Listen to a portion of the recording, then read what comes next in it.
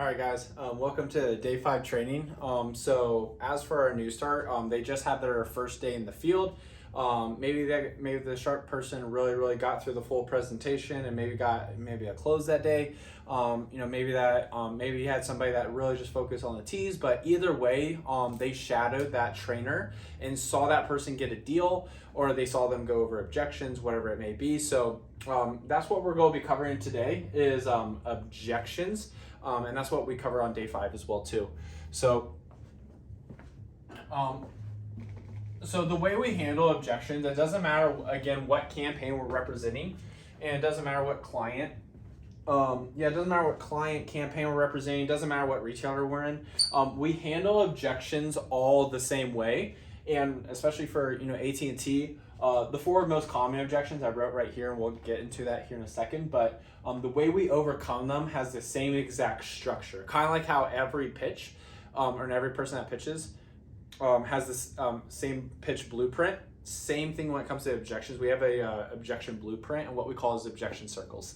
So whenever we ask for the driver's license, again, that customer is going to have objections. They're going to have concerns, and most of the time, you guys gotta think about it. Like, you gotta put yourself in their shoes. They've been with their carrier for probably 10 plus years, and they've been with them for a while. They maybe have some okay phones, and they come into a Costco for milk and eggs and toilet paper or whatever, and they see a nice smiley face, and somebody can lower their bill, and wow, this sounds cool, and you seem like a nice guy, but like, dude, I've been with my carrier for like 10 years, like, they're not just gonna be like, okay, like, let's switch, let's do it. Like, most of the time they just really need reassurance to know that if they make this decision, they're going to be in a better spot than where they are now, and they're going to be taken care of regardless. So that's what we're here to do, is overcome those objections.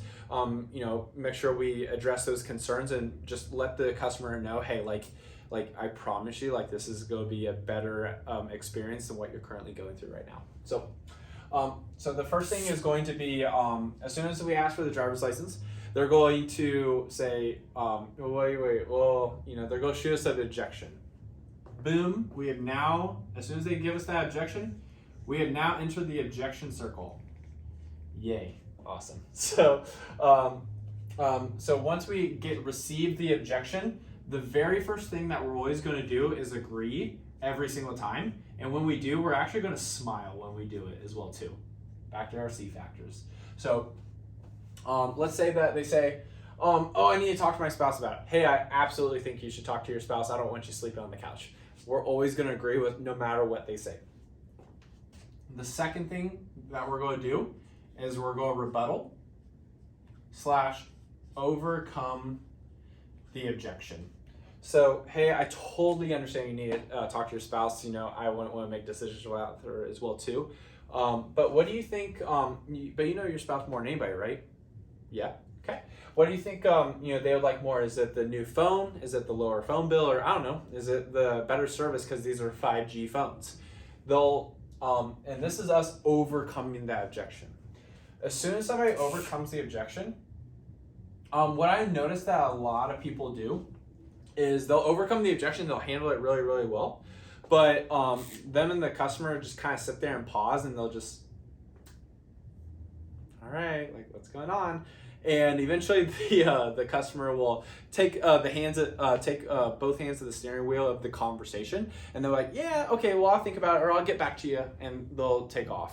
So as soon as we overcome that objection, what we always have to do is close again. And again, like I said, as soon as we overcome that objection, go straight back into the close. What we call that is our ABCs. Always be closing. And the reason why we do that is, again, if you just sit there and pause and they pause, they'll eventually just leave. So you have to be in control of the conversation and just immediately reclose. Now, once you reclose, the reason why this is called a circle and not a backwards C, I guess, is because guess what will happen? they will shoot you another objection. So once you overcome the first objection, don't be afraid that, or expect there to be another objection. It's usually common that you go through this 2 to 3 times. So once I get that first objection and I close, I'm expecting another objection, and I'm expecting to go through this again 2 to 3 times. And then the goal is eventually to get, close again. They hand out the driver's license, you pop out of the objection circle, and you actually get the deal. Like that's the goal that we're looking for. Now, if it's been 3 times and you've closed 3 times and they're still not like hopping out and doing the deal, you're gonna want to push that away. You're gonna want to let that go, because there's nothing that you'll be able to say, and there's nothing that you can say in front of that person that's going to get them to do it. They just really are adamant about maybe talking to their husband or before they make the decision, or maybe they really just need to do their research before, again, making the decision. So I don't want to waste my time with those people, so I'm going to push them away in a polite way. I'm going to say, hey, like, it seems like you're still on the fence about it. It seems like you still need to think about it. So just come back to us, or hey, go call everybody and then we'll be here. Okay, have a great day. Because if you don't disconnect quickly, then they'll eat up your time, and there's going to be so many people that are walking by that could have been, your deal, that were willing to, pull the trigger today. So again, after that 3rd time, you want to kind of push away, plant a seed, and move on. So that is objection circles. That's exactly how we overcome every single objection. Doesn't matter what campaign it is. This is how we do it. And whenever it comes to objections, this is kind of like the fun part, because I have a sell or be sold mentality. So this is kind of right when we put our foot on the line and say, hey, like, either the customer's gonna sell me on why they shouldn't do it today, or you're gonna sell them on why they should do it today. Either way, somebody's getting sold.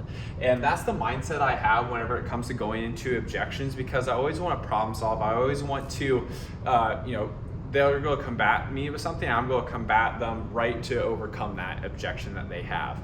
So I will have a sell or be sold mentality throughout this, and that's how I'm able to get better and better and better at my craft. So I start getting more deals, because I'm able to come more objections in a more effective way as well too. So that is our objection circles. Now we're going to dive into the main objections that we get for AT&T. So number 1 is going to be coverage. So whenever it comes to coverage, I always bring up a thing called FirstNet.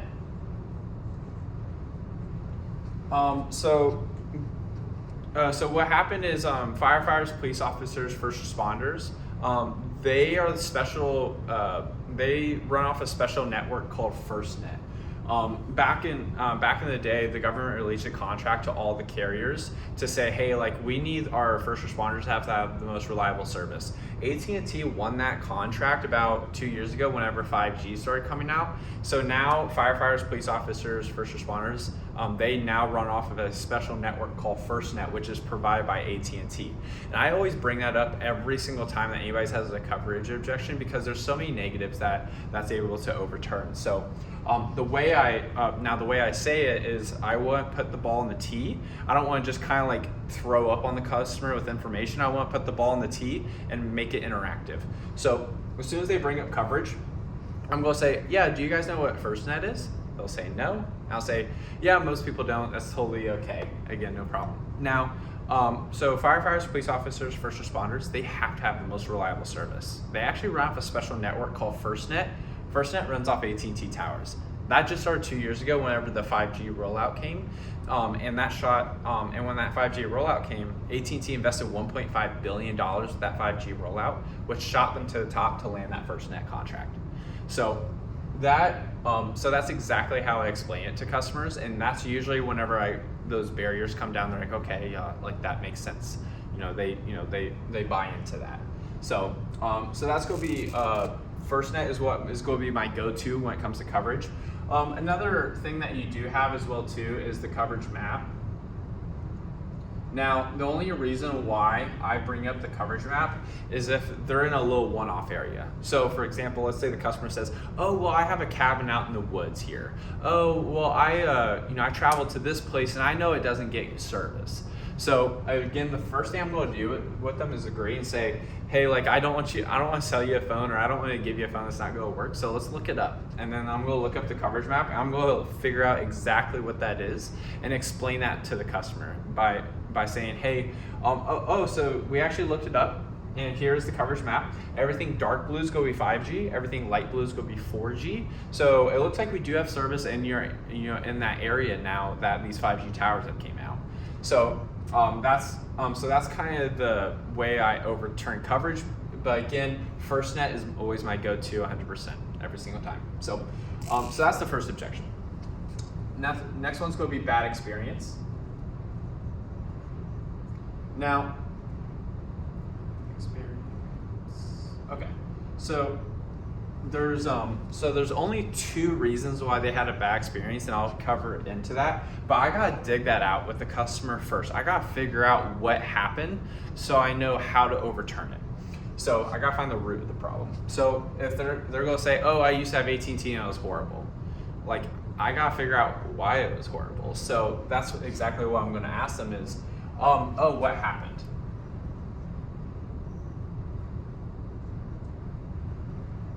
And as soon as somebody asks that, it's going to stem into one of 2 things. 1, it's going to be coverage, or 2, bad customer service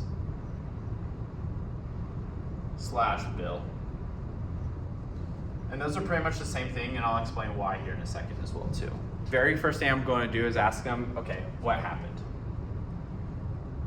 And it's going to stem into 1 or 2 things. 1, it's going to be they used to have AT&T in the past and they had bad coverage, and I got to be able to overturn that.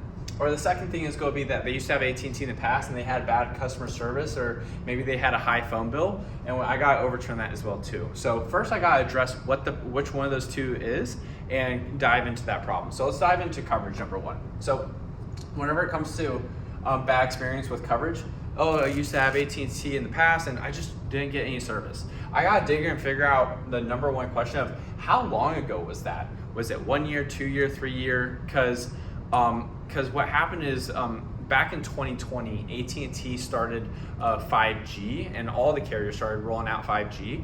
AT&T invested $1.5 billion with that 5G rollout, and that actually shot them to the top to land the FirstNet contract, which is what I was saying earlier. So whenever it comes to that coverage, if they had AT&T in the past and they were using 4G devices or on a 4G plan, and they had an old outdated plan, that's the reason why they didn't have good coverage, because they didn't have AT&T's true potential, which is now 5G, which is the best of the best. So I gotta educate the customer on that. So as soon as they say they had AT&T, oh, how long ago was that? Oh, it was probably like 2-3 years ago. Yeah, that makes sense why AT&T's coverage wasn't that great, because you guys were on old 4G phones and 4G plans. Do you guys know what 5G is? They'll say yes, no, whatever. Say yeah. So whenever back in 2020, AT&T and the rest of the carriers started coming out with 5G coverage, and AT&T saw as an opportunity to invest $1.5 billion with that new 5G rollout, which shot them to the top to land the FirstNet contract. Do you guys know what FirstNet is? No? Okay, so firefighters, police officers, first responders, they have to have the most reliable service. They actually run off a special network called FirstNet, and FirstNet now runs off AT&T towers. That just started 2 years ago when that 5G rollout happened. So that's exactly how I overcome that bad experience, is just by educating the customer, hey, you used to have 4G, this is 5G, this is completely different. And that's exactly how I do it. So second thing is going to be the bad customer service / bill. So the way I overcome this one is they shop at the retailer, they like the retailer, whether it's Sam's Club, Costco, whatever, and they trust that retailer as well too. So I'm going to put everything back on the retailer. So they say they had AT&T in the past and they hated it. Oh my gosh, what happened? Oh, I used to have AT&T and they had awful customer service. It was horrible. And the reality of the customer service one is, so whenever they had that experience, it probably happened a few years ago. They were probably talking to an AT&T rep that probably shouldn't have been hired, or maybe they were having a bad day, or maybe that person, had something going on with their family and they just weren't in it that day, and maybe they lost their attitude, or whatever that may happen. But that one interaction, that one unfortunate event with that one bad rep that day, caused that person to not like AT&T as a whole, and they viewed that one person as all as AT&T. So what I got to do is overcome that, and again, put it all back on the retailer. So as soon as they say they have bad customer service, I'm going to ask them, hey, like whenever you signed up, was it here at a store, or was it here at Costco, or was that an AT&T store? They'll say the store. Okay, so here at Costco, they actually give you guys a Costco exclusive VIP number that's for you members and for this program. It's actually better than regular AT&T customer service, and you guys will have access to that as soon as you sign up today. So that's going to reassure them that they're like, hey, like Costco's got my back, or Sam's Club's got my back, and I actually have a better customer service line than the regular AT&T. So boom, that's how you overcome the objection. Or let's say it's the bill. So another reason why it could be the bill, and if they had a high bill in the past, or the bill was inconsistent, I'm going to again put it all back on the retailer. So let's say that they had a really high bill with AT&T. I'm going to say, hey, whenever you had, when you signed up, did you sign up here at Costco, or was that AT&T store? Store? Okay. So here at Costco, they wouldn't have us here if we were lying to customers. If we were, we'd be kicked out of here pretty fast. So, and I like it here at Costco, so I don't want to leave. And that'll get a nice laugh and kind of lighten the mood, and they'll understand, okay, Costco, I trust Costco, I like Costco, I trust this guy. And same thing with if they had like a really high bill, hey, the reason why your bill is so high is because you signed up at AT&T store, and here at Costco, you actually get the best deals. That's better than regular AT&T that's better than regular AT&T. So Costco wants to ensure that you guys get the best deals. So that is how I overcome bad experience. Now let's go into too good to be true. Now they won't say, hey, this is too good to be true. They'll say, what's the catch? And what a lot of new people do that's so bad, they'll say, oh, there's no catch. Oh, that's good. Like that's exactly what somebody that was scamming people would say. That's exactly what they'd say. So the way you overcome too good to be true, or what's the catch, the way I overcome it is to ensure them that they get the best deals because they pay a shop at Costco. So I'll say, hey, you pay a shop here, right? Right. Okay. So Costco wants to ensure that you guys get the best deals. That's better than regular AT&T. That's why you guys have. That's why these deals are so crazy. Is because you pay a shop here, and Costco wants to give you the best deals. So boom, overcome that objection. And then the last one is going to be the think about it / spouse. I don't see this as a true objection. What I like to call this is a smoke screen objection. And what I mean by that is, I'm sure you guys have talked to people in the past that they weren't being 100% with you. Maybe something was off, and you're like, you know what? Like, there's something that this person's not telling me. That's exactly how I feel whenever I get this objection. So as soon as they say I need to think about it, I kind of want to lay it all in the sand and figure out what's really going on. So I'll say, hey, I totally understand that you need to think about it. Nobody expects to get phones here, but sir, we are upgrading your phones. We're lowering your phone bill, and you're getting better service because these phones are newer and they're going to be 5G phones. Like, what is there to think about? Oh, well, whenever it comes to, I don't know how AT&T's coverage is. How does it compare to Verizon? Well, it wasn't really a think about objection. It was actually a coverage objection. That was the true objection that I had to pull out of them. So, or if they say, oh, I need to think about it, and I lay it out on the sand, they'll say, oh, well, I used to have AT&T in the past, and they just weren't good. Oh my gosh, I'm so sorry, what happened? So it wasn't really a think about it objection. It was a bad experience objection, but I had to pull that out of them. So that's exactly how you overcome the think about it. Now let's say it's a spouse objection. I'm going to do pretty much the same thing. So they're going to say, oh, I need to talk to my wife about this before I sign up, man. I can't do the deal without her. Hey, I totally understand that you should talk to her, and I don't want you sleeping on the couch either, man, but you're my wife more than anybody, right? Right? Okay, so what do you think she'd like more? Is it the new phones? Is it the better coverage because you're getting better phones? Or I don't know, is it saving $50 a month?